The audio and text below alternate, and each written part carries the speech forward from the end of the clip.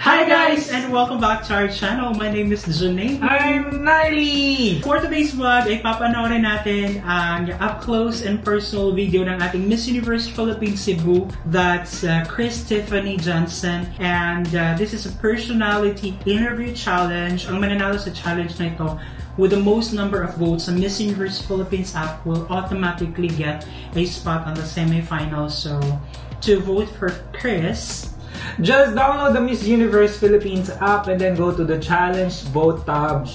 Third tab siya sa pinaka-baba, and then scroll down and vote for the one you think should win the challenge. So if you think na si Chris yung karapat-dapat na manalo sa challenge na to, don't forget to vote for her. And without any further ado, let's watch this. Tingnan muna natin ang kanyang naging OOTD for this challenge. Ay, wow. Ayun na naman yung flower. You know, very... Very big. Very big. And then very, very feminine. Napaka-girly. Color red na top, and then yung kanyang bottom na white. It's very neat, clean, chic. Gusto ko yung gano'n, I'm a gift.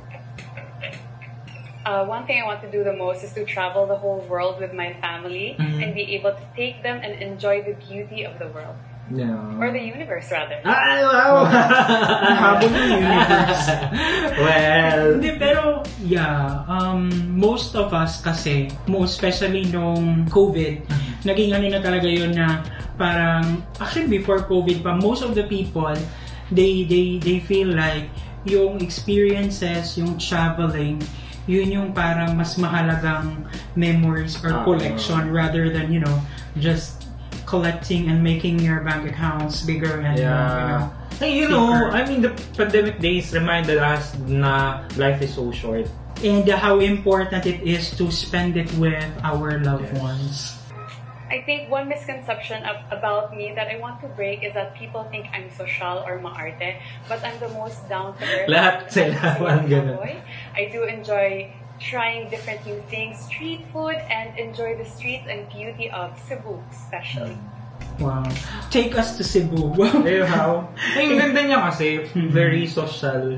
Social and very, mukha siyang mayaman talaga. Clean and all.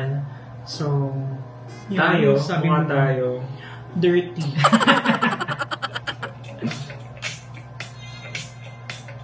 One thing I want to change about me is how I see myself. I would want to see myself in the eyes of those who believe in me, my friends and my family. Think that I should also put myself in a pedestal and pat myself in the back and tell myself when I do a good job and a great job. That's very nice, and that's a great thing to do to yourself every time na may ginawa kang good job. Pat on the back, and then also never ever listen to those people who doesn't matter sa buhay mo kung ano yung judgment nila about sa'yo or kung ano yung mga sinasabi nila about sa'yo. Kasi ang mas nakakilala lang naman sa'yo is yung family mo, and most especially yung mga close friends lang. Diba? But I would have to remind everyone na kailangan balance pa rin. Kasi if you put naman yourself too much up, you'd be, mayabang, ganyan, or ano. So, yung tamang-tama lang na according sa kung ano yung mga na-achieve mo, ganyan, kung saktong timpla lang sa kung ano yung mga na-achieve mo, and then if they feel like lumaki na yung ulo mo or whatsoever, I think there's nothing wrong with you. It's jealousy that they feel. Parang ganun. Di ba? Importante, reward yourself. Pat on the back na. Yeah.